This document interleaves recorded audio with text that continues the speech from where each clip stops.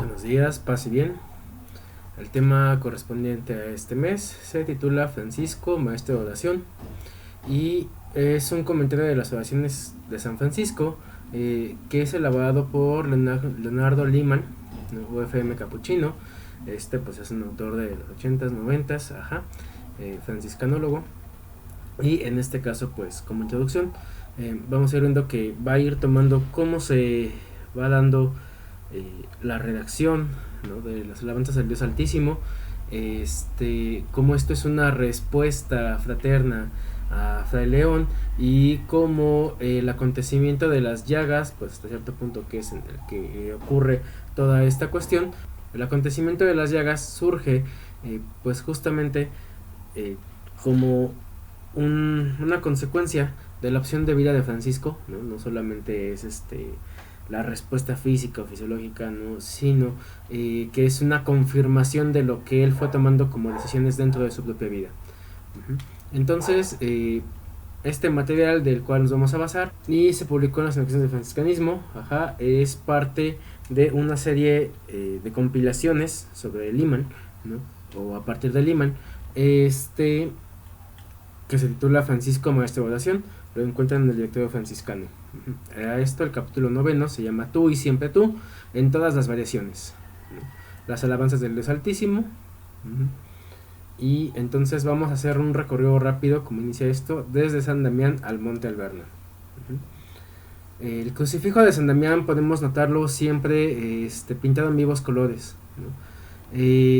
Es un crucifijo que, por cierto, es de influencia siria, ¿no?, del siglo XI. Y pues justamente todos estos colores, la vivencia, ¿no?, el que el Cristo esté enaltecido por encima de todos, pero al mismo tiempo sea parte del recuadro, todo esto causó una fuerte impresión en Francisco.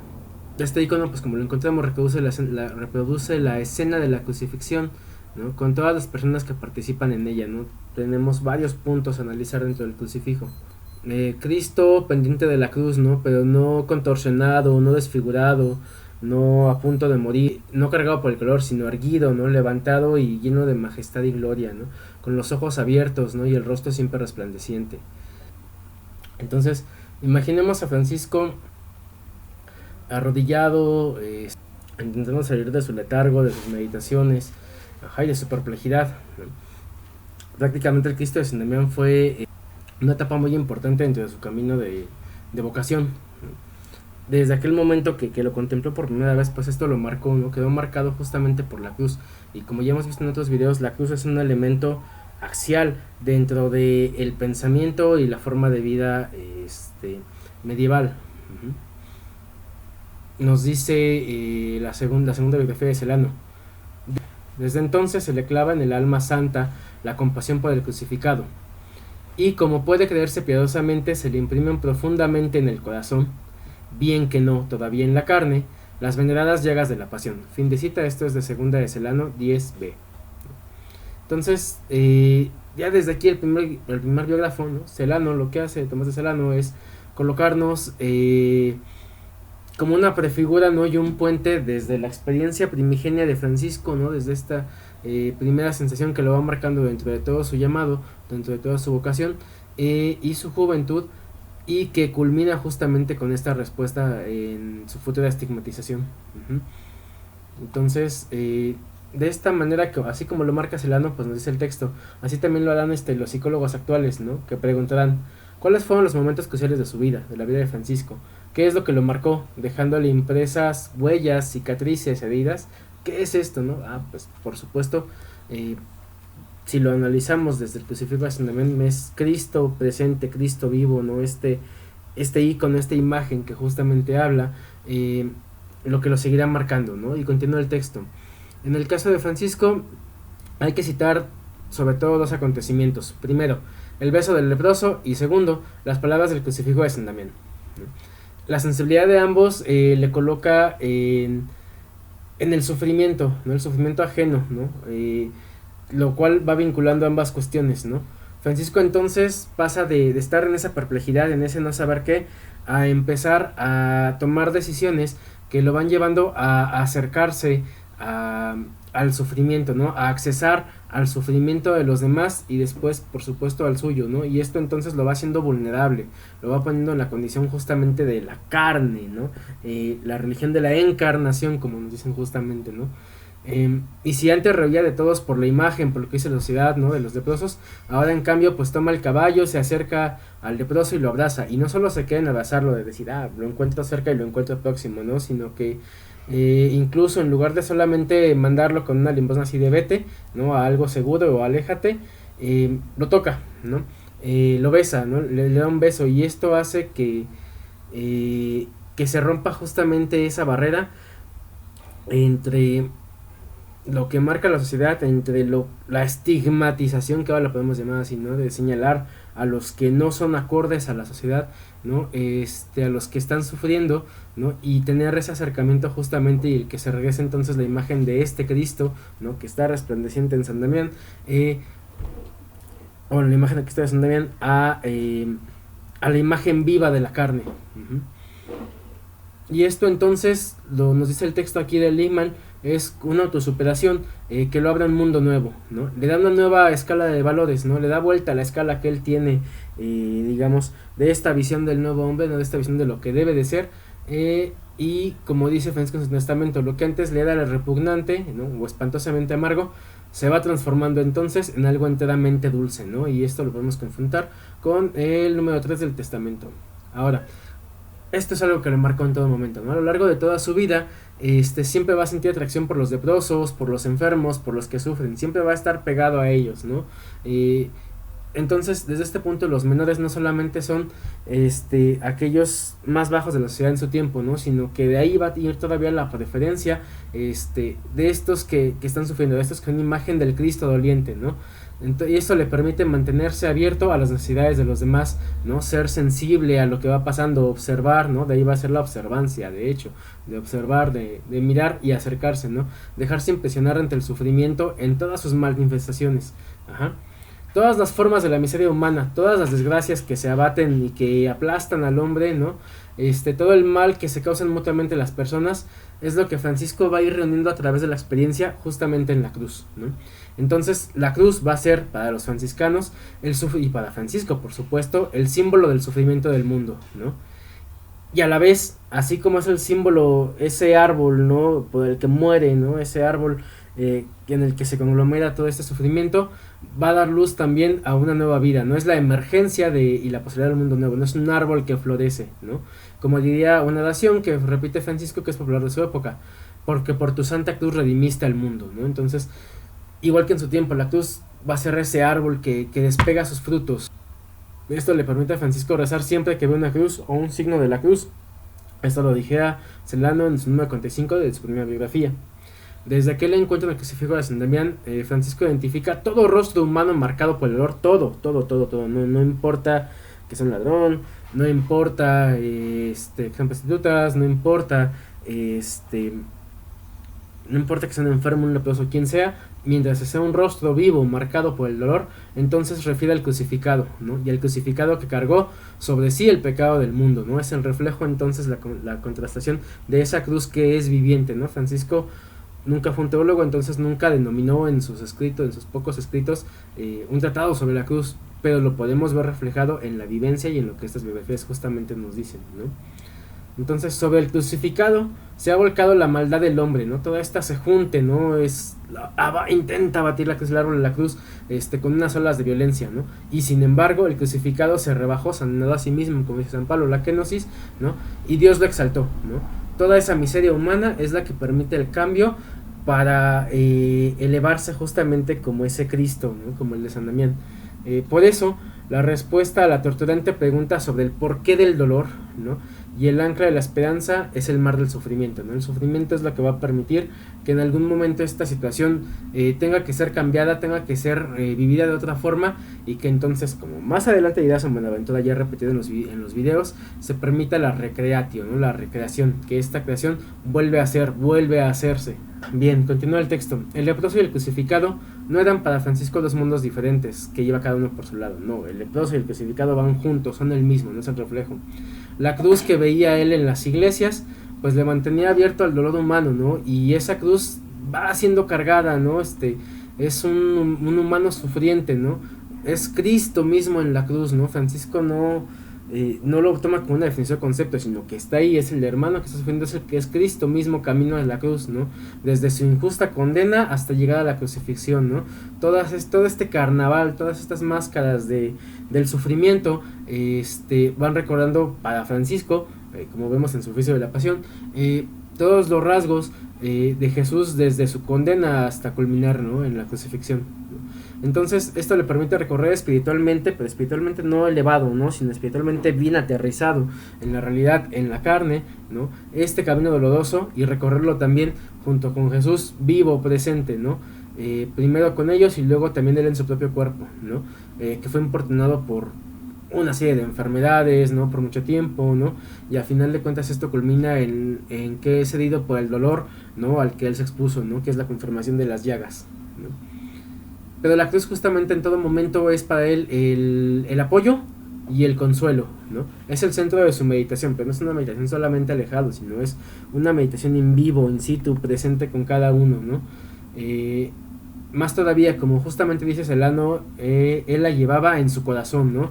Recordemos que el corazón es el que guía, ¿no? El cuerpo, el cordis, ¿no? Y esto lo confrontamos con la segunda de Celano 211 y con segunda de Celano 203, ¿no? Entonces pasamos a Francisco herido. Cuando alguien contempla como Francisco durante ese modo, ¿no? Y durante muchos años al crucificado, ¿no? Presente, identificándolo con la vida, con la pasión de Jesús, enamorándose de él, ¿no? A cada cambio, entonces en su vida se va haciendo perceptible poco a poco, ¿no? Van haciendo aquello que él ama y a quien ama, ¿no? Es como cuando se dice normalmente, pues los esposos conforme se casan y pasa el tiempo parece que se van asemejando nomás, ¿no? Van agarrando rasgos que les hace parecerse cada vez más, ¿no? Justo uno se va asemejando a aquello que ama, ¿no? Y aquel a quien ama. Entonces con Francisco va pasando lo mismo, ¿no? El amor los va asemejando, ¿no? Él queda tan conmovido por el amor de Dios presente, ¿no? Por Dios hecho carne realmente, que se la pasa al fin de sus días, llorando, ¿no? Sin consuelo por los caminos, ¿no? Y la gente que pasaba, dicen en las biografías, ¿no? A quien le pregunta ¿por qué lloras? Él respondía, porque el amor no es amado, ¿no? No es correspondido, ¿no? Su amor a Dios no da una simple confesión, ¿no? De labios hacia afuera, ¿no? Sino es vivirla, encarnarla en todo momento, ¿no? Es llevar los sentimientos a flor de piel, ¿no? El amor de Dios le va conmoviendo justamente y literalmente hasta los tuétanos, ¿no? Va removiendo todo su ser, todo lo que él es, ¿no? De esta manera nos vamos encaminando entonces a entender lo que a él le sucede en septiembre de 1224, el día de la fiesta de la exaltación de la Santa Cruz, como nos dijera San Buenaventura, ¿no? En su leyenda mayor, ¿no? Esto lo lleva a esa experiencia, a ese acontecimiento que hace externamente visible en su cuerpo aquello que le marcaba al interior, aquel celo que le quemaba por dentro, ¿no? En su carne brotan las llagas de Jesús crucificado, ¿no? Que así como nos dice también otro texto, no son los agujeros, ¿no? Sino es la carne que forma los aparentes clavos y que forma la salida del remache de los clavos de este lado, ¿no? Con ello reconocemos entonces que su acción provenía de Dios, ¿no? Dios fue el autor y Francisco el que recibe, ¿no? Francisco es aquel en el que se imprime la voluntad divina, ¿no? Por ello recibe aquellos estigmas, ¿no? Ejercitando por la meditación, por el aguante del sufrimiento, ¿no? Siendo él capaz de recibir la compasión, ¿no? O sea, tener esa pasión, padecer esa pasión del crucificado y que lo lleva a la simpatía, ¿no? Al simpatos, al padecer en sí mismo el patos, ¿no? Patos es aquello que pasa con todas las criaturas sufrientes, ¿no? La reproducción de las llagas de Cristo en su cuerpo demuestran que el amor lo hiere hasta lo más íntimo de su ser, comentándolo al mismo en la herida viviente, ¿no? Herida sangrante, ¿no? En San Damián tenía la cruz delante, en el Albernia la tiene adentro, ¿no? Y presente. Se convierte en el símbolo de Cristo, en reproducción del crucificado, en el alter Christus, ¿no? Cristo otra vez, como dijera San Buenaventura, ¿no? En él se da entonces la confirmación de lo que Ángel Silesio formuló más tarde con tanta precisión: te convertirás en lo que amas. Y aquí hay que aclarar varias cosas, ¿no? Poner delante algunas cosas. De repente hay gente que cree que justamente por los estigmas Francisco se aparta, Francisco está totalmente enaltecido y alejado de toda realidad, ¿no? Y eso es falso, si lo comprobamos realmente con los escritos, ¿no? Con las biografías, es la confirmación en su carne, quizás psicológica incluso, como diría por ahí el padre Kevin Smokey en sus estudios, de la misma vivencia, ¿no? Como lo va diciendo aquí Lehman, la vivencia lo expulsa, ¿no? Lo lleva a mostrar directamente en la carne, ¿no? Esta cuestión, ¿no? Y que además él no va enseñando a todos, ¿no? Él eso sí lo oculta, ajá. Pero se va convirtiendo en aquello, ¿no? Y esta referencia otra vez desde el latín al alter Christus, ¿no? El alter Christus no es otro Cristo, no, Cristo solo uno, ¿no? Sino que la traducción sería Cristo otra vez, Cristo haciéndose presente, ¿no? Como dijera San Buenaventura. Continúa el texto aquí, Fray León y la tentación del desaliento. Aunque no fuera testigo presencial del acontecimiento, Fray León, compañero espiritual y secretario del santo, lo vivió de cerca. Francisco lo llevaba consigo al monte Alberna, ¿no? El cual tiene 1283 metros de altitud. Está situado en la provincia de Arezzo, en Toscana. ¿No? Ahí iba a pasar la cuaresma voluntaria en honor a San Miguel, ¿no? Que es desde la fiesta de la Asunción de la Virgen María hasta la fiesta del Arcángel el 29 de septiembre. Para esto Francisco pues se aparta y León se queda a una conveniente distancia de la cabaña de Francisco, ¿no? No debía molestarle y solamente acercarse cuando Francisco se lo permitía, ¿no? Lo separaba una cima, se veía bien que lo con tabla para poder pasar, ¿no? Y esta cima, nos dice Lehman, que lo separaba es como un símbolo del que se abrió entre los dos, ¿no? Francisco va configurándose en esa altura mística de encarnar a Cristo y por esta parte pareciera que se va enalteciendo, pero León no se siente así, ¿no? León se siente abatido, se siente minúsculo, se siente apartado, ¿no? Sin su compañero. De vez en cuando podía llevarle un jarrón de agua, un poco de pan, ¿no?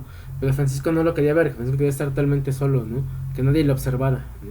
Entonces, el estar tan separado de la cabaña, de Francisco, ¿no? De su compañero, lo coloca en una situación que no es nada fácil. Solo le hacía sospechar hasta cierto punto, pues, qué es lo que hacía más feliz a Francisco, ¿no? Quien quiso esconder a toda costa sus llagas, ¿no? Pero que al tenerlas posteriormente pues apenas si podía mantenerse sobre los pies, no siempre las podía ocultar, al menos de las manos, a pesar de que se vendera, ¿no? Cuando León ve esto, pues él se queda sin habla, vacilando, ¿no? Está entre la sombra y la confusión y tampoco va de metiche de a ver qué tienes, Francisco, no, a ver, muéstrame esto, ¿no? Lo dicen las biografías que lo cubre, ¿no? Lo cura, pero también pues a nivel personal pues se siente rechazado por su padre y compañero, ¿no? Se siente abismalmente tirado porque dice, bueno, tú estás dialogando con esto, no es una respuesta y yo estoy aquí solo, abatido, ¿no? Sin nada. Francisco entonces se da cuenta de esta situación y para confortar, al hermano León, escribe unas alabanzas de Dios y su bendición personal sobre un pequeño papel, ¿no? Que le regala a su deprimido compañero. Tomás de Celano nos lo describe con detalle. Abro cita. Sucedió al tiempo que vivía el santo en el monte Alberna. Él permanecía retirado en su celda. Uno de los compañeros deseaba con mucho afán tener por escrito para que le confortase alguna de las palabras del Señor, acompañada de una breve anotación manuscrita de San Francisco. Creía, en efecto, que con eso desaparecería, o se aliviaría por menos, una tentación molesta, no de la carne, sino del espíritu que lo atormentaba. Aunque se consumía en este deseo, le daba pavor descubrirlo al San Padre Santísimo, pero a quien no se le manifestó el hombre, se lo reveló el espíritu. Y así, un día llama el bienaventurado padre Francisco al hermano y le dice, tráeme papel y tinta, porque quiero escribir unas palabras del Señor y sus alabanzas que he meditado en mi corazón. En cuanto los tuvo en mano, escribió de su puño y letra las alabanzas de Dios y las palabras que quiso, y por último, la bendición para el hermano, a quien dijo, toma para ti este pliego y consérvalo cuidadosamente hasta el día de tu muerte.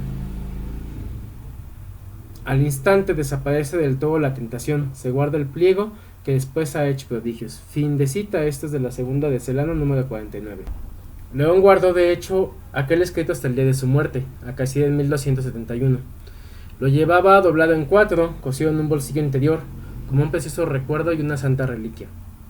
Este valioso pergamino se ha conservado hasta nuestros días y puede verse en la sala lateral de la iglesia inferior del Sacro Convento de San Francisco en Asís. Apenas puede leerse a simple vista, se está borrando. Como el León lo llevó consigo durante tanto tiempo, su escritura está parcialmente difuminada, ¿no? Se ha borrado por los dobleces, por el tiempo, sobre todo el anverso en el que están las alabanzas al Dios Altísimo. muchas de cuyas palabras se han borrado. Pero gracias a las antiguas copias ha podido reconstruirse el texto original, fijado su tenor literal que, por otra parte, puede volverse a leer hoy día con rayo láser. En el reverso está la bendición a Fray León, que se lee sin dificultad. Francisco escribió en tinta negra con caracteres grandes y toscos, de ahí que contraste aún más la fina caligrafía en tinta roja del hermano León, avesado secretario. Sus palabras nos informan de que Francisco compuso estas alabanzas que están al otro lado de esta hoja y que escribió en su mano, dando gracias a Dios por el beneficio que Dios le había dado. Podemos tener pues la certeza de que el motivo de escribir las alabanzas del Dios Altísimo fue la petición de Fray León. Francisco le contesta remitiéndole al gran tú de Dios y dándole su bendición personal. Escribe el pergamino de su propia mano después de haber recibido las llagas. Así, da gracias a Dios y a la vez ayuda a su atormentado compañero. En el anverso habla con toda devoción al tú misterioso y confidente. En el reverso, a León, su hermano. Ambas caras son un solo y mismo regalo, una meditación gráfica y escrita, una carta de consolación para el hermano León, ¿no? Entonces encontramos esas dos partes, la experiencia de Francisco para confortar a su mismo hermano y la bendición también, digamos, de primero compartir esa experiencia y luego de él mismo dársela en consuelo, ¿no? Nos dice entonces aquí el texto: características de las alabanzas del Dios Altísimo, una letanía de nombres de Dios. Las alabanzas, escritas en el anverso del pergamino precioso, constan de breves frases. La mayoría de ellas tienen solo 3 palabras. Todas empiezan con el vocablo tú. Son una serie de invocaciones y exclamaciones de asombro que se suceden sin interrupción, ¿no? Se van en todo momento siguiendo, ¿no? Incluso a primera vista dan la impresión de ser una letanía. A la invocación no sigue una respuesta exclamativa invariable, sino que inmediatamente después de cada tú se proclama un enunciado distinto sobre él. Mejor dicho, no se habla de Dios, no se le describe a Dios, sino que se le habla a Dios. No es un tratado, no es un texto teológico, sino una oración, en el sentido de esta habla justamente con Dios, ¿no? De esta dialéctica. Tan intensa y tan profunda ha sido esta experiencia con Francisco, que ha tenido que de él no brota sino Dios, ¿no? Y en ese tú divino le arranca sin cesar nuevos enunciados, ¿no? Tú eres esto, tú eres el que conforma, tú eres el que conforta, ¿no? No puede acabar con Dios, no puede definirlo, no puede encerrarlo en un concepto. Por eso lo invoca con diferentes expresiones, ¿no? E incluso opuestas, llamándolo, por ejemplo, fortaleza, ¿no? Por una parte, y por otra parte mansedumbre, ¿no? O sea, parecen ser contrarias, pero en el contexto que vamos a ir desarrollando, ¿no? Pues nos muestra justamente esto, ¿no? Lo llama omnipotente y lo llama humilde, ¿no? Pero porque no es una definición, es un diálogo justamente, ¿no? Es una petición. De este modo confiesa que Dios es incomprensible, ¿no? O sea, entramos justamente en esta teología apofática, ¿no? En el no saber, en tanto que no se quiere encerrar en una conceptualización de definición, sino que es justamente la vida, ¿no? Que viene desde la parte más profunda de él, ¿no? De alabarlo sin interrupción, ¿no? Y del alabarlo no es un yo voy hacia ti, sino esto que eres tú, brota de esto que soy yo, ¿no? El cielo y la tierra que se han comprendido se reúnen, ¿no? En aquel que es y el que será siempre, ¿no? Y es a quien Francisco invoca lleno de respeto y confianza. Tú, ¿no? Tú en todas las variaciones posibles. Nos dice aquí el texto. Esto es como un te deum, ¿no?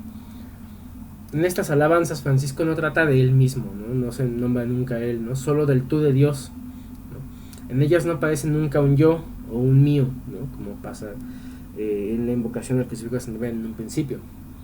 La oración carece de toda referencia al yo, ¿no? Es una entrega total, una mirada que está centrada por delante, ¿no? En un reconocimiento del ardor íntimo de Dios. Ajá. No expresa opiniones personales, no expresa preguntas, no expone peticiones. Es puro alabar a Dios en el sentido de reconocerlo, ¿no? Un reconocimiento de Dios, ¿no? Que por cierto, en este escrito, ¿no? Que se llama, o que nosotros hemos llamado alabanzas al Dios Altísimo, jamás aparecen las palabras alabanza o alabar, ¿no? A diferencia de otras oraciones de Francisco, ¿no? Aquí no hay ninguna invitación realmente de parte de él a la alabanza. Esto lo escribió pues después para darle un título, ¿no? A la oración justamente. Necesitan alguna parte al hombre, ¿no?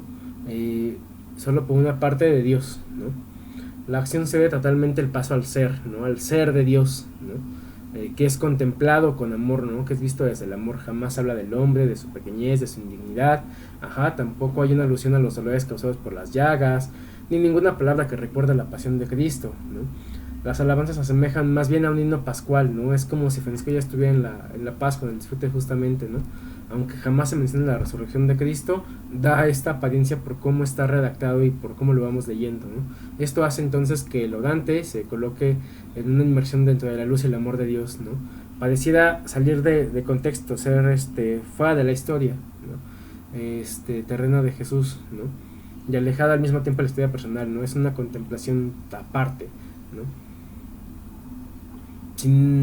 A final de cuentas, sin entrar directamente en lo que a Francisco le ha sucedido, alaba al Dios grande y bueno, ¿no? Que para él es un mysterium tremendum et fascina, ¿no? Un misterio grande, gigante, enorme, que todo lo abarca, ¿no? Y que todo lo fascina, ¿no? Es decir, un misterio que se estremece, ¿no? Ante el respeto y ante el temblor, ¿no? Y este temblor no es un miedo, sino es la incertidumbre justamente dentro de todo esto que está aconteciendo, ¿no? O un misterio que le atrae al mismo tiempo irresistiblemente, ¿no? Así entonces, las alabanzas al Dios Altísimo poseen un sublime respeto y una fuerza parecidas a las de un Te Deum, ¿no? al Te Deum de San Ambrosio, ¿no? Que coinciden también con esa continua repetición del tú, ¿no? Ahora entramos a la parte de estructura. La edición de la Biblioteca de Autores Cristianos, siguiendo a Calle Tanesser, divide el texto en 6 versículos o estrofas, ¿no? La edición de Isidoro Rodríguez y la de La Sabidiarte, que es más nueva, siguen esta misma división y a la vez la subdividen en versículos según el número de invocaciones, ¿no? Siwerman enumera todas las invocaciones de principio a fin, llegando al número 33, en el que ve probablemente una alusión a los sueños de Cristo, ¿no? Esta es una diferencia que van haciendo los estudiosos a final de cuentas, ¿no? Y es muy curioso porque también el cántico del hermano Sol contiene 33 líneas, ¿no? O sea, entonces lleva a pensar justamente esto, ¿no? Probablemente es una comparación con la perfección, digamos, de los años que se tenía por la vida de Cristo, ¿no? Igual, Siwerman subdivide además las alabanzas del Dios Altísimo en 3 partes, la principal de las cuales consta a su vez de 24 líneas que aludirían simbólicamente a las 6 alas del serafín, ¿no? 6 por 4, 24, ¿no? Y aquí seguimos entonces para dar la estructura, la traducción de N. Rodríguez. Ajá. Entonces dice, número 1, tú eres santo, Señor, Dios único, que haces maravillas, ¿no? Sacado del Salmo 76, 15. Número 2, tú eres fuerte, tú eres grande, confrontar con el Salmo 85, 10. Tú eres altísimo, tú eres omnipotente, tú, Padre Santo, Juan 17, 11, Rey del cielo y de la tierra, a confrontar con Mateo 11, 25. 3. Tú eres trino y uno, Señor Dios de dioses, confrontar con el Salmo 135, 2. Tú eres el bien, todo el bien, sumo bien, tú Dios vivo verdadero, ¿no? Confrontar con la primera parte del testamento de Francisco, del 1 al 9, ¿no? Y luego, número 4, tú eres amor, caridad, tú eres sabiduría, tú eres humildad, tú eres paciencia, tú eres belleza, tú eres mansedumbre, tú eres seguridad, tú eres descanso, tú eres gozo y alegría, ¿no? Salmo 50, 10. Tú eres nuestra esperanza, tú eres nuestra justicia, tú eres nuestra templanza, tú eres toda nuestra riqueza a satisfacción. Número 5, tú eres belleza, tú eres mansedumbre, tú eres protector, tú eres custodio y defensor nuestro, tú eres fortaleza, tú eres refrigerio. Número 6, tú eres esperanza nuestra, tú eres fe nuestra, tú eres caridad nuestra, tú eres toda dulzura nuestra, tú eres vida eterna nuestra, grande y admirable Señor, Dios omnipotente, misericordioso Salvador. La primera y la octava y la última invocación son más largas y más solemnes, tienen una especie de entonación inicial y conclusiva. La primera parte va en ascenso, ¿no? Hasta detenerse en la invocación, tú eres el bien, ¿no? Idea que repite 3 veces, tú eres el bien, el sumo bien, ¿no? Eterno bien, ¿no? Como antes, resaltan las actitudes de Dios, Dios es amor, Dios es caridad, sabiduría, humildad, paciencia, etc. Los enunciados son simétricos hasta llegar a la aclamación, tú eres toda nuestra riqueza a satisfacción, ¿no? Todo lo que nos llena, lo que para. Después de esta invocación más larga, los enunciados vuelven a tener las mismas dimensiones de antes, ¿no? Más cortas, salvo la última alabanza que es más larga y solemne, como el último acorde, ¿no? O sea, lleva si nos damos cuenta, una serie que podríamos decirle también musical, ¿no? Una notación, un ritmo, ¿no? Al ser anunciada, ¿no? En este caso la oración no es nada más em, una serie de repeticiones, ¿no? Sino que estas repeticiones tienen una cadencia, tienen un ritmo, ¿va? Que es el diálogo justamente con la creación divina, ¿no? Con la sintonía divina. Hans von Balthasar, ¿no? Un teólogo católico, nos habla justamente de la sinfonía de Dios, ¿no? Dios en sus múltiples expresiones, ¿no? Y desde esto pues parecería que hay una respuesta entonces de Francisco, ¿no? Dentro de esa misma cadencia, ¿no? Ahora, dice el texto, tanto si se sigue la numeración en versículos de Cayetano Neser, como según el número de invocaciones, puede observarse una cierta división en tres partes, ¿no? A continuación comentamos las alabanzas del Dios Altísimo, dividiéndolas en tres bloques. Primera parte, la grandeza y la bondad de Dios, ¿no? Tú eres santo, Señor Dios único, al que haces maravillas. Segunda parte, tú eres el fuerte, tú eres grande, tú eres altísimo, tú eres Rey omnipotente, tú Padre Santo, Rey del cielo y de la tierra. Tercera parte, tú eres trino y uno, Señor Dios de dioses, tú eres el bien, todo bien, el sumo bien, Señor vivo y verdadero, ¿no? Entonces, el versículo 1 es la aclamación de entrada, ¿no? El introito, como diríamos, de la liturgia, ¿no? Que pone la base de todo el cántico. Tiene una oración subordinada. ¿Qué haces maravillas? ¿Tú qué haces maravillas? Es el único caso en el que se habla de la acción de Dios, ¿no? En todo lo demás se habla de lo que es Dios, de quién es Él y de cómo es, ¿no? Francisco emplea el presente tú eres, tú haces, ¿no? Es algo que es es en todo momento, no es válido para todo momento, ¿no? Nos habla de que Él es el que es, ¿no? Es esta cuestión que nos saca de esa visión de pasado, presente y futuro. Es un copresente, ¿no? En todo momento. Esto nos dice que sigue vivamente impresionado por la experiencia mística de la estigmatización, ¿no? Parece que mentalmente, ¿no? Está en ese punto de seguir asimilando todo esto que le sucedió, ¿no? En la palabra maravilla justamente podemos ver un velo, ¿no? Una alusión velada a esta experiencia, ¿no? De la estigmatización, ¿no? Con lo que las alabanzas se entienden entonces todavía más, ¿no? Y es donde vamos a esta cuestión justamente pascual, ¿no? Del paso, ¿no? He pasado de todo mi episodio de muerte a la respuesta de la vida que merece ser vivida, ¿no? Una respuesta a esa crucifixión mística, ¿no? Está embriagado engolfado, ¿no? De asombro, de amor, de actitud, ¿no? En primer lugar, pues subraya justamente la santidad de Dios, ¿no? Dios es el que es totalmente otro, ¿no? El que sobrepasa todo, ¿no? Recordamos esta parte del sumus, ¿no? Lo desborda y lo sobrepasa, ¿no? Y entonces es lo que nos lleva a qué idea podemos forjarnos sobre él, ¿no? Que supera nuestra capacidad de comprensión y por eso santo y omnipotente, ¿no?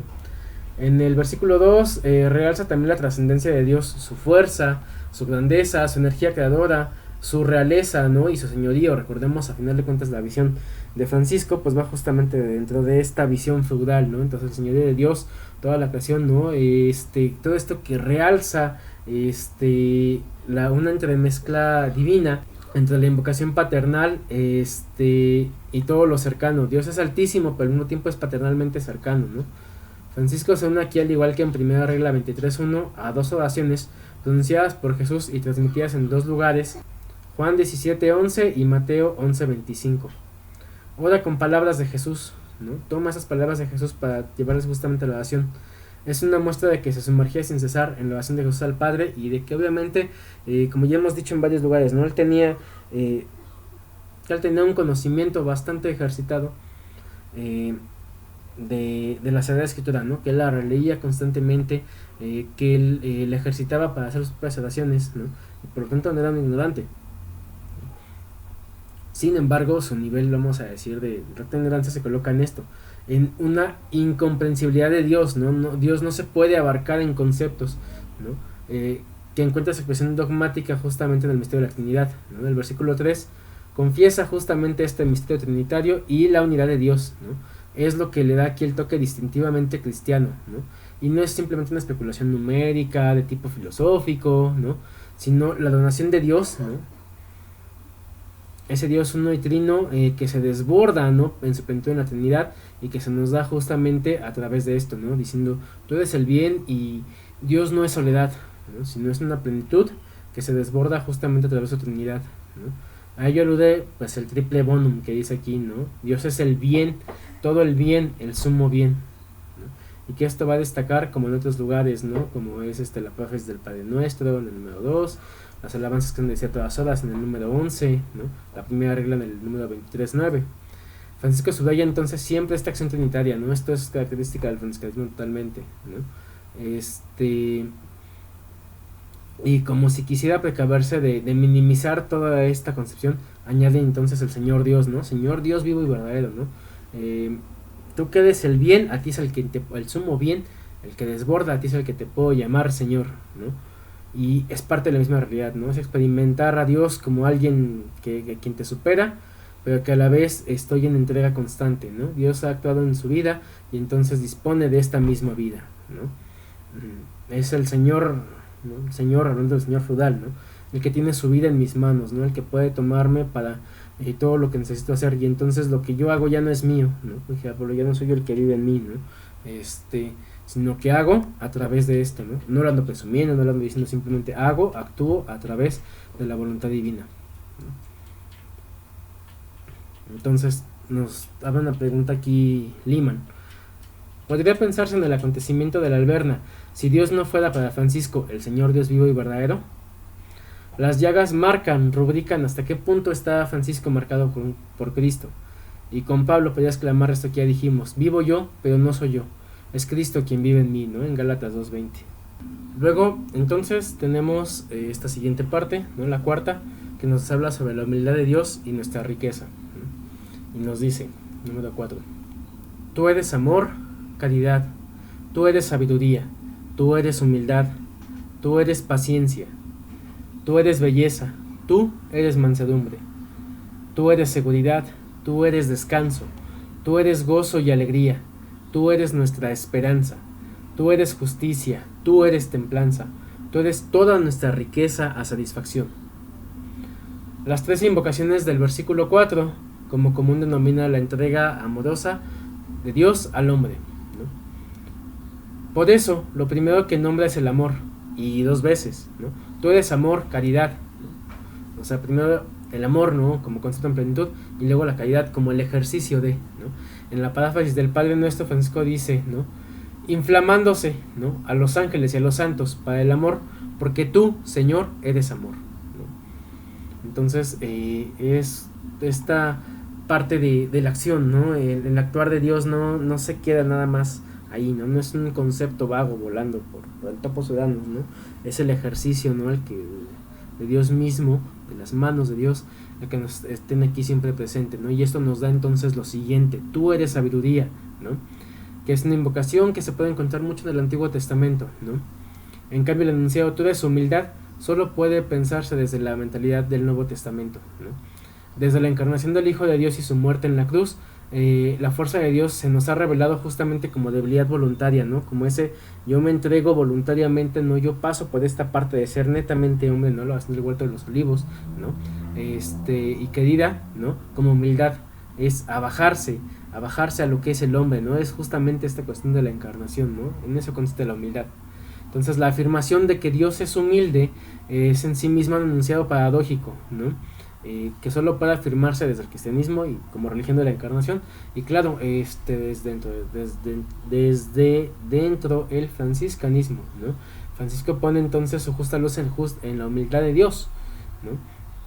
A ese Dios que expone a los hombres su humildad en Cristo, ¿no? Por ejemplo, en la representación navideña de Grequio, ¿no?, es Dios ha bajado en un bebé desprotegido, ¿no? Cuando uno piensa que Dios se baja, ¿no?, en la encarnación, ¿no?, y que es Eucaristía, ¿no? Él exclama entonces cuando ve la Eucaristía: oh solicitud admirable, ¿no?, oh condescendencia asombrosa, ¿no?, que está presente, oh sublime humildad, oh sublime sublimidad, ¿no?, que el Señor Dios del universo, Dios e Hijo de Dios, se humilla hasta el punto de esconderse para nuestra salvación bajo una pequeña forma de pan, ¿no? Esto lo encontramos en la carta a toda la orden número 27 y también se puede confrontar con la admonición número 1, ¿no?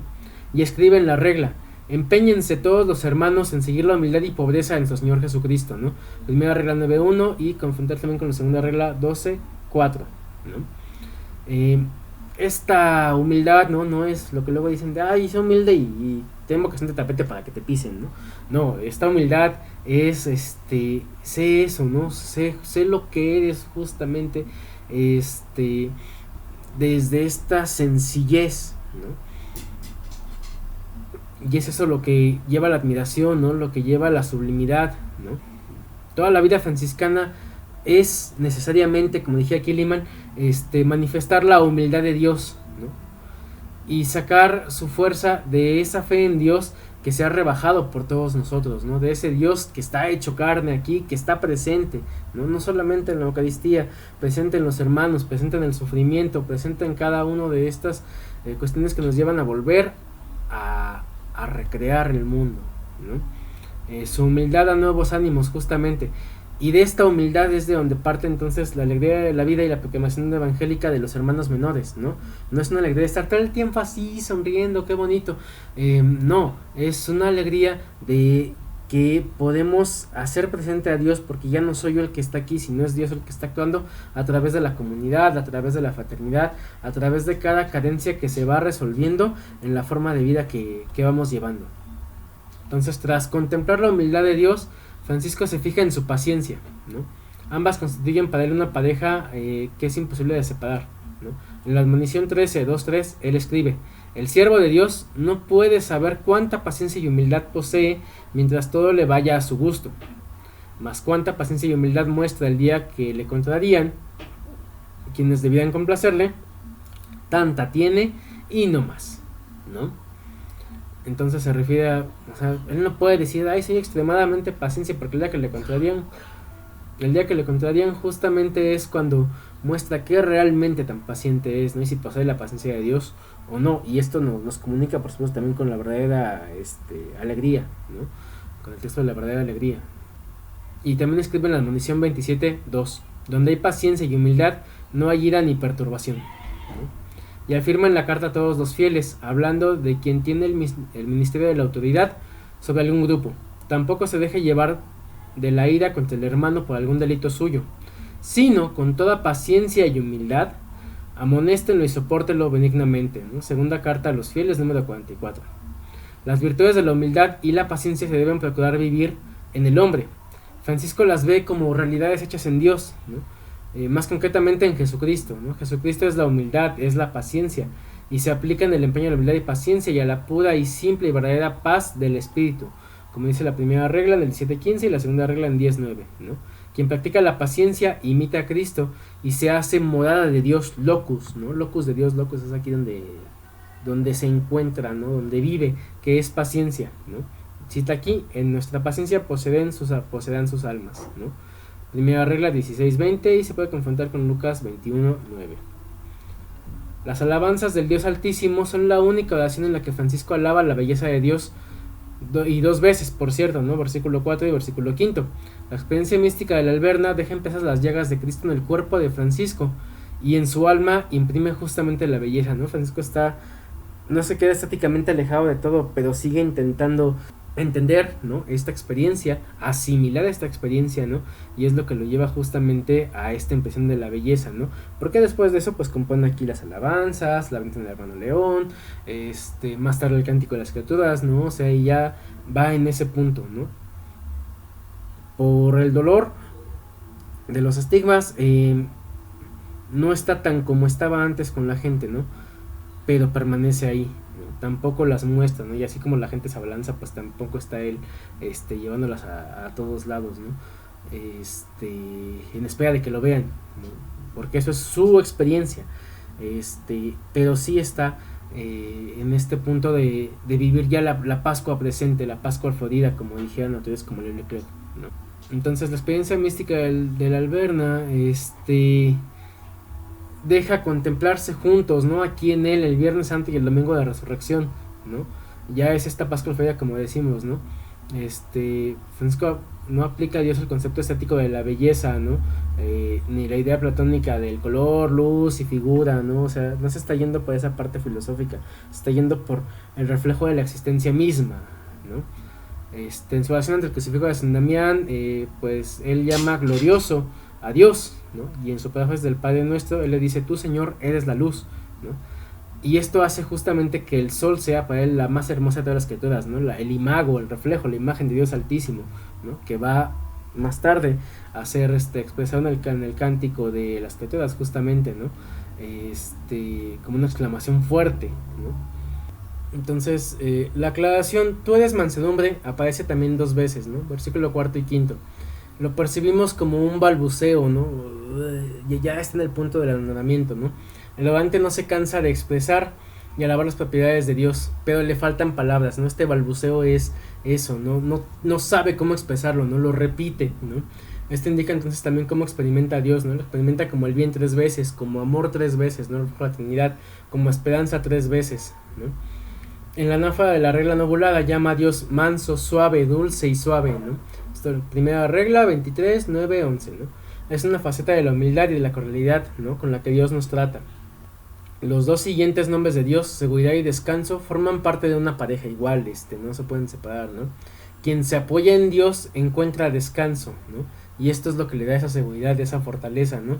Recordemos el texto del Salmo, ¿no? El alcázar, ¿no? Esa seguridad no es solamente la seguridad de saber lo que se está haciendo bien, ¿no? Sino es esta protección, ¿no? Que te mantiene seguro, esta construcción que te mantiene en todo momento fuerte, ¿no? Te proporciona esa protección contra todo lo demás. Y así lo expresa Francisco, ¿no? En el siguiente dicho: donde hay quietud y meditación, allí no hay preocupación ni vagancia, ¿no? Esto en la admonición 27.4, ¿no? Forman un binomio el gozo y la alegría, ¿no? Francisco conoce este binomio en el Salmo 50, ¿no? Haz oír el gozo y la alegría. Y pueden citarse muchos más textos paralelos, ¿no? O impresionantes sobre esta virtud. Basta con aludir, por ejemplo, como el diálogo entre Francisco y León sobre la perfecta alegría, ¿no? La oración del Monte Albernia nos dice: donde está la fuente de la alegría perfecta, Dios es la alegría, ¿no? Por eso exhorta Francisco con San Pablo a los hermanos a estar alegres en el Señor, ¿no? Confróntase con Filipenses 4.4. Y guárdense los hermanos de mostrar tristes exteriormente o hipócritamente ceñudos, ¿no? Enojados. Muéstrense más bien gozosos del Señor y alegres y debidamente agradables. Primera regla 7.16, ¿no? Esto tiene que ver también con el aspecto de la cortesía. La cortesía es un valor feudal, que implica esta prontitud, ¿no? De estar presente justamente para eso. Luego lo mismo, no es el rechazo a la melancolía, no es el que uno no puede estar triste, no pueda pasar por estas cuestiones, y tampoco es tener una sonrisa así, ¿no? La alegría franciscana tiene que ver justamente con la prontitud a esta disposición al Señor, ¿no? En este caso obviamente al Señor Dios, ¿no? Al Señor sumo, al sumo bien, que como dice aquí en la regla, ¿no? Estar debidamente agradables, ¿no? O sea, estar presto a lo que se necesita hacer, ¿no? La vinculación también de la pobreza con la alegría, ¿no? Confrontar con la admonición 27, número 3, puede considerarse como una característica especialmente franciscana, y exige que nos preguntemos también hoy si carecemos de auténtica alegría. Por ejemplo, si nos asusta el riesgo de la pobreza, ¿no? Porque hay gente que dice: no, pues agárrate un pobre. No es cierto, no es que tú te agarras un pobre y tú seas rico, o tú no, es que vivimos en eso, ¿no? Que nada nos es propio, que nada nos es nuestro, ¿no? Porque como dice aquí, donde hay pobreza hay alegría, ¿no? Brillan signos de esperanza, brillan signos de ese cambio, ¿no? Francisco une intencionalmente la pobreza y la esperanza en sus alabanzas al Dios Altísimo, pues él dice: tú eres nuestra esperanza, ¿no? En ti, Señor, se coloca toda esta relación de la esperanza, que además podemos confrontar justamente otra vez con la relación al crucifijo de San Damián, ¿no? Es una triada, ¿no? Tú eres esperanza cierta, ¿no? Que te realizas, y en dónde se va a reflejar en la caridad perfecta, ¿no? En el ejercicio de la caridad, neto, no en estar pensando por allá. Aquí también están emparentados los términos justicia y templanza. Si la afirmación de que Dios es justo aparece a menudo en la Biblia y en Francisco, por ejemplo en la carta a toda la orden 22.50, primera regla 23.9, la idea de la templanza, ¿no? De encontrar ese justo medio, es en cambio más rara. Para Francisco es un reflejo de la justicia de Dios, un signo de que Dios contiene su ira, de que es manso y es bondadoso, ¿no? No es salida de ahí, de que Dios desata todo, sino que Dios se presta justamente a esta mansedumbre, ¿no? A esa templanza, a ese mantenerse en el justo medio, como dijimos actualmente, ¿no? Y lo que más le conmueve a Francisco en el versículo 4 es la entrega de Dios al hombre, ¿no? Repite sin cesar tres conceptos que expresan el anhelo eterno del ser humano, ¿no? Todo cuanto el hombre ansía, todo cuanto el hombre quiere, y esa es la visión franciscana, está en Dios, ¿no? Y justo por eso, aquí hago un parteaguas, es que habría que cuestionar, ¿no? Si en el presente tiene cabida el franciscanismo y cómo podría responder, ¿no? Porque ante una sociedad que está llena de deseos, ¿no? Del incesante deseo de desear, de contenidos ultra rápidos, ¿no? De ese vaciamiento de la persona o de ilusión de la persona en un montón de contenidos, ¿no? De ultra rápidos que nos alejan de todos los demás. ¿Qué cabida tiene el franciscanismo? ¿Qué respuesta podría dar, no? Hay una respuesta bastante fuerte justamente de esta visión, pero entonces habrá que entender que esta visión franciscana y de Francisco se contrapone de hecho a la visión actual, ¿no? Desde mi parecer. Entonces, la entrega de Dios al hombre. Él repite sin cesar conceptos que expresan el anhelo del ser humano, ¿no? Todo cuanto el hombre ansía, todo lo que él quiere está en Dios. Por eso concluye el párrafo con un reconocimiento que resume y sublima las afirmaciones anteriores. Tú eres toda nuestra riqueza a satisfacción, a saciedad, ¿no? Prefiero el término satisfacción, ¿no? A todo lo que nos satisface, ¿no? Esta expresión contiene la base teológica más profunda de la pobreza. La pobreza desde Francisco es justamente esto, ¿no? Es abandonarse en Dios porque Dios es el que sacía todo, ¿no? Porque a través de la acción de Dios todo está en plenitud, ¿no? Todo está saciado, no requerimos más, ¿no? Somos criaturas de Dios, dependemos de Él, ¿no? Él es entera nuestra riqueza, ¿no? Él es lo que nos pertenece en la medida en la que nosotros pertenecemos a Él, ¿no? Cuanto menos uno posee, tanto más entonces uno es de Dios y Dios está en uno, ¿no?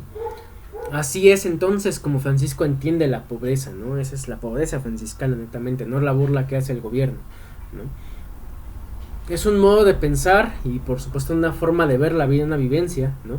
Que recuerda y coincide con lo que más adelante diría Santa Teresa, ¿no? Recordemos por supuesto que la espiritualidad franciscana y la espiritualidad carmelita son primas, ¿no? Santa Teresa dirá más adelante, solo Dios basta, ¿no? Justamente con este antecesor de la espiritualidad franciscana, ¿no? El anhelo del ser humano es tan grande, ¿no? Que solo Dios puede aquietarlo, ¿no? Desde la visión franciscana. Él puede bastar al hombre, ¿no? Quien es imagen suya y se transforma desde este punto, ¿no? Quien capta esto entonces puede dejar todo lo demás, todas las cosas. Solamente Dios le basta, ¿no? Es su único y su todo, es su riqueza entonces su satisfacción, ¿no? Y vuelvo a lo mismo que ya mencionaba hace rato. Desde esta visión, la pobreza franciscana, por supuesto, contrapone una visión del hiperdeseo, ¿no? Se contrapone a una máquina hiperdeseante, como es lo que tenemos en la actualidad. Y entonces habría que cuestionarse justamente qué es lo que pasa cuando se nombran santos dentro de esa misma virtualidad, ¿no? Realmente tienen una compaginación con la vivencia franciscana, si entendemos el franciscanismo desde aquí, ¿no? Desde esto que nos dice Liman, ¿no? Que es la vastedad de Dios, ¿no? En nosotros mismos, ¿no? Solo Dios basta, solo Dios nos es para nosotros. Entonces el hiperdeseo se quita actualmente, ¿no? El hiperdeseo y el consumismo de desear tanto y de producir tanto, ¿no? Tantas imágenes se desplaza, queda netamente desplazado, ¿no? Justamente porque Dios es riqueza, satisfacción, ¿no? Continuamos entonces, la fuerza de Dios es nuestra salvación, ¿no? Versículo 5 dice, tú eres belleza, tú eres mansedumbre, tú eres protector, tú eres custodio y defensor nuestro, tú eres fortaleza, tú eres refrigerio. 6. Tú eres esperanza nuestra, tú eres fe nuestra, tú eres caridad nuestra, tú eres toda dulzura nuestra, tú eres vida eterna nuestra, grande y admirable Señor, Dios omnipotente, misericordioso Salvador. Fin de cita. Tras repetir belleza y mansedumbre, dos nombres ya mencionados, destaca el tema de Dios como protector, custodio y defensor, ¿no? Alaba la fuerza de Dios. El hombre puede apoyarse en Dios y sentirse seguro, el baluarte, como decíamos hace rato, ¿no? Por eso termina el versículo 5 diciendo, tú eres refrigerio, ¿no? El que nos satisface, ¿no? Refrigerio en sentido, la comida que te satisface, que te mantiene en pie, ¿no? Si se quiere terminar una relación de las alabanzas del Dios Altísimo con Fray León, aquí la tenemos, ¿no? Contra todas sus tentaciones y luchas, ¿no? Contra ese deprimirse de Fray León, Francisco le dice: recuerda, Dios nos protege, ¿no? Dios nos custodia, ¿no? Así como la custodia, ¿no? Que es una defensa, ¿no? Que está al frente de todo, ¿no? Dios nos protege, ¿no? Nos conduce, nos defiende, ¿no? Y para quien está cansado en el camino, para quien está harto, para quien siente que ya realizó todo y nada acontece y nada pasa más, entonces Dios es ese refrigerio, esa comida que te restaura, ¿no? Que te conduce a las aguas de la vida, ¿no? Nos dice el Salmo: aunque camine por cañadas oscuras, nada temo, porque tú vas conmigo, ¿no? Salmo 22, 4, ¿no? Y ¿no es acaso entonces el estímulo que Fray León necesitaba en ese momento en el que se encuentra? Y el versículo 6 repite la expresión del versículo 4. Tú eres esperanza nuestra. Y recordemos, ¿no? Franciscano es una esperanza que se realiza, ¿no? Y añade otras dos virtudes teologales, completando la triada, ¿no? Que es algo muy particular justamente del franciscanismo, trabajar en triadas, ¿no? Como en la oración del crucifijo de San Damián, en la que tenemos: dame fe recta, esperanza cierta y caridad perfecta, ¿no? Entonces encontramos una línea de unión entre esa juventud, ¿no? La oración del crucifijo de San Damián y esta crucifixión mística del Monte Alverne, y esta experiencia, ¿no? Que se refleja en esta mención de esas tres virtudes teologales otra vez, ¿no? La súplica de Francisco en su tiempo de conversión ha sido escuchada y ha sido respondida, ¿no? Y ahora ya no está él dominado por una preocupación de tener una fe recta, ¿no? Una esperanza cierta o una caridad perfecta, ¿no? La distancia se ha cortado para él, ¿no? Ha sido agraciado con el carisma de las llagas, ¿no?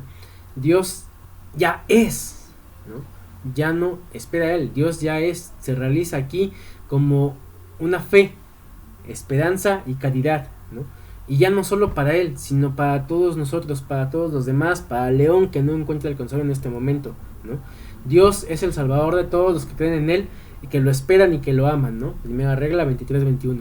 La esperanza, la fe y la caridad fundamentan y colman la vida cristiana y provienen de Dios, y provienen de él porque nos conducen a él, ¿no? Porque está en el caminar de Dios, ¿no? A esta designación de Dios justamente como caridad nuestra sigue el concepto de dulzura, ¿no? Toda la ternura que basa todo lo demás, ¿no? Dios es madre también. Todavía es la fuente del punto de vista afectivo, ¿no? No cubre, no satisface solamente como refrigerio, sino que satisface todo, ¿no? Y en línea ascendente, ¿no?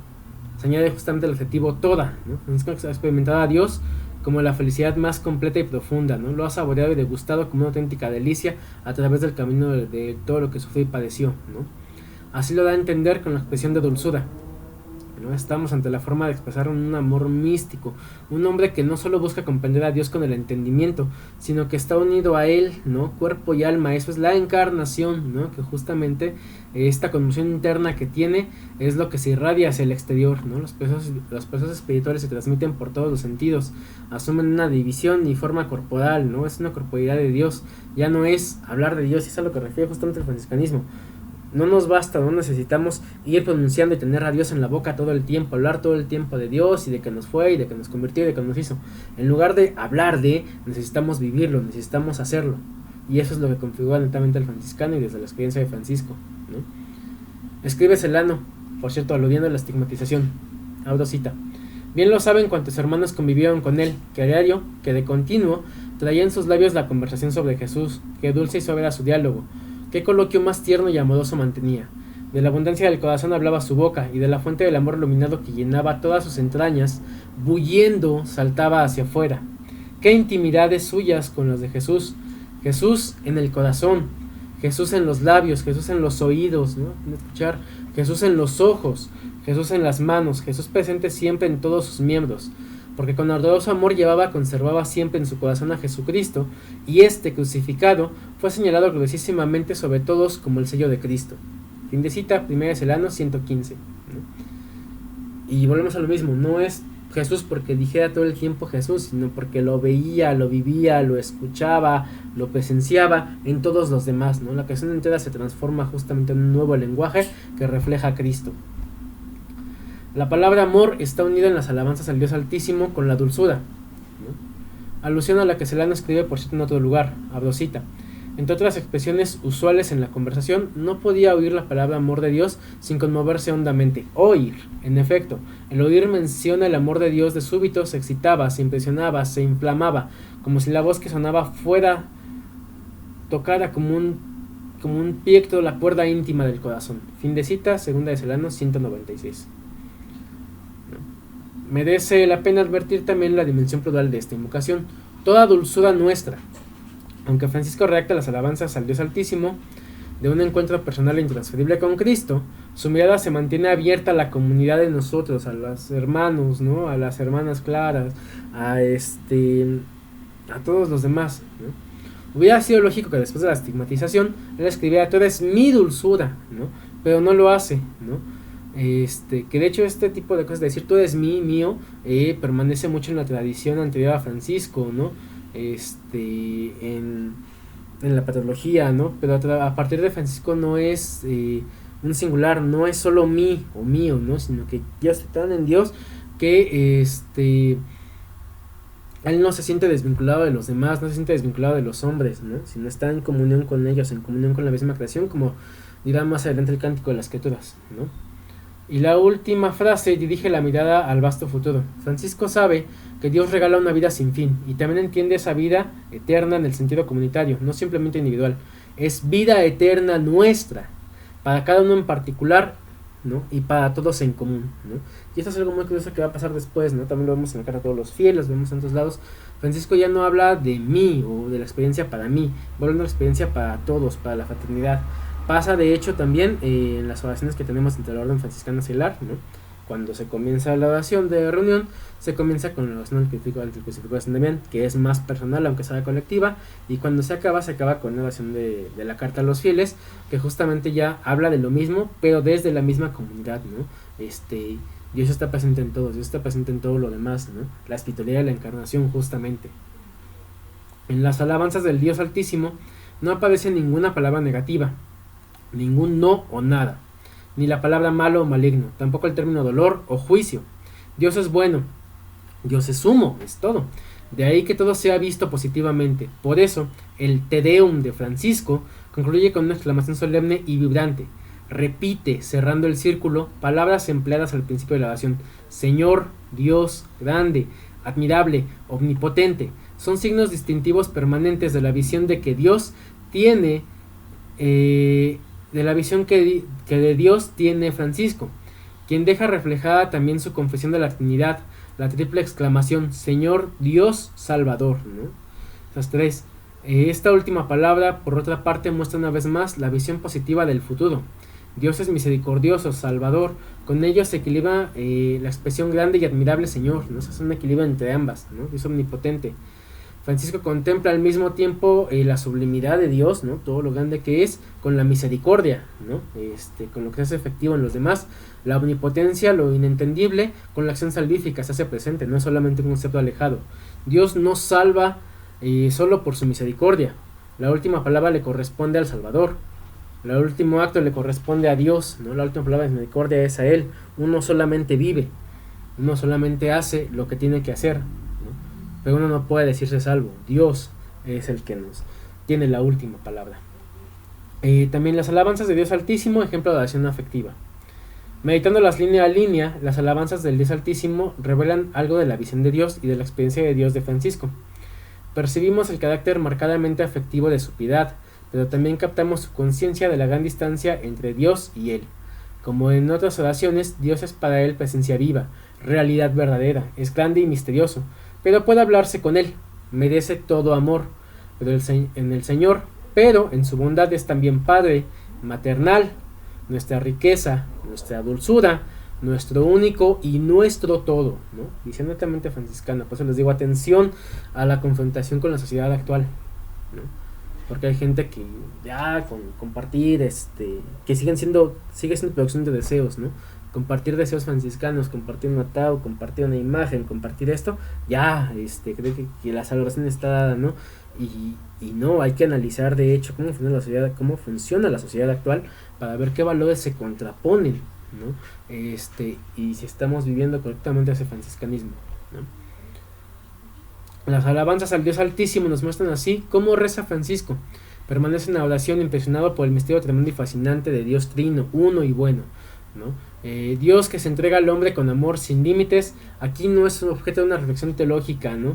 Sino una degustación afectiva, ¿no? Son los afectos los que se dirigen justamente a Dios. Esto lo encontramos más adelante en San Buenaventura y en toda la tradición franciscana. La oración repetitiva, ¿no?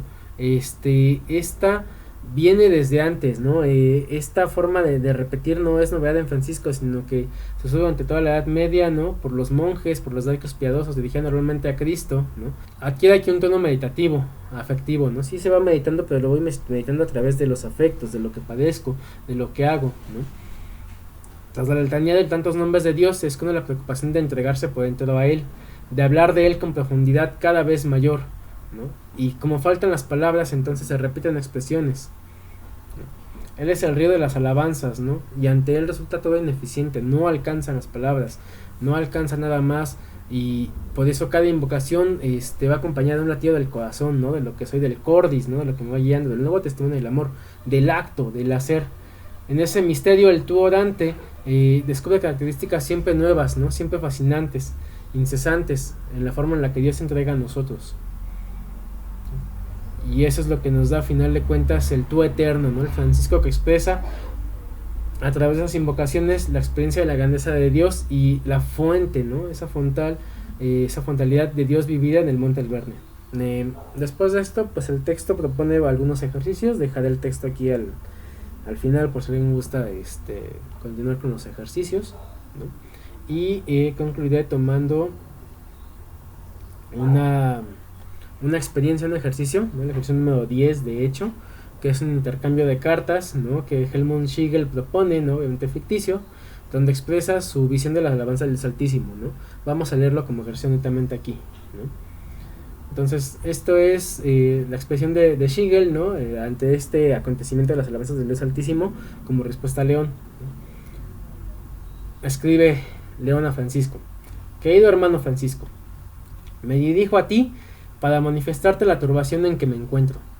La oración me plantea cada vez mayores dificultades. Un gran muro se interpone entre Dios y yo. Estoy atónito y me siento como paralizado. Cuando entro a una iglesia y busco sosiego, me invade la duda. ¿Me escucha verdaderamente Dios? ¿Se interesa por mí? Marcos, cállate. Los pensamientos se agolpan en mi mente. Me distraigo y estoy en todo menos en Dios.